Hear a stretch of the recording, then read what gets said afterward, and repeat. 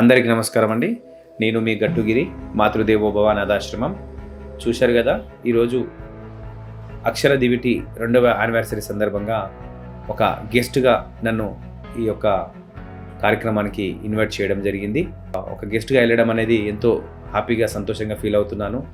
ఇక్కడికి వెళ్ళిన తర్వాత అక్కడ చిన్నపిల్లలు భరతనాట్యం కావచ్చు, అలాగే వివిధ డ్యాన్స్ రూపంలో ఎంతోమందిని అలరించారు. అలాగే ఇక్కడికి ఒక గెస్ట్గా రావడం నా అదృష్టంగా భావిస్తున్నాను. ఒక అవార్డు అందుకుంటున్నటువంటి సమయంలో ఎంతో హ్యాపీగా ఫీల్ అయ్యేది.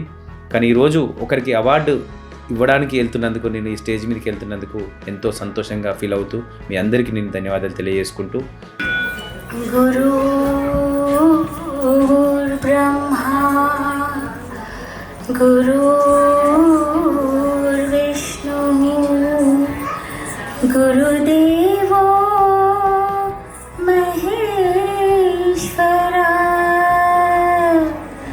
गुरु साक्षात् परब्रह्मा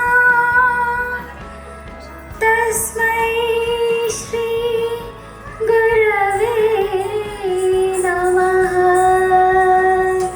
तस्मै श्री गुरवे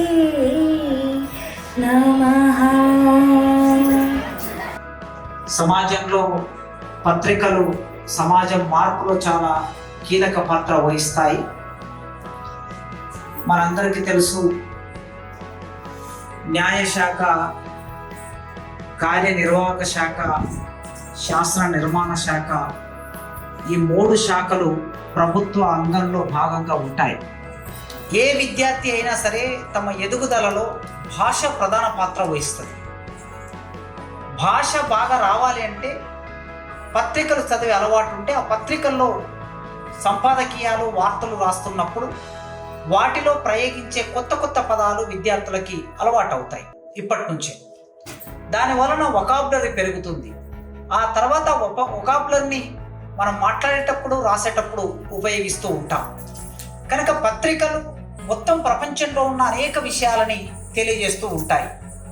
ఆ జ్ఞానం కూడా లభిస్తుంది మనకి. ప్రపంచంలో ఎక్కడ ఏ సంఘటన జరిగినా పత్రికలు వాటిని మన ముందుకు తీసుకొస్తాయి.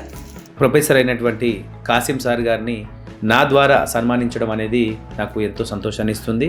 అలాగే అక్కడ వచ్చినటువంటి పెద్దలందరికీ కూడా ప్రత్యేకంగా నేను ధన్యవాదాలు తెలియజేసుకుంటున్నాను.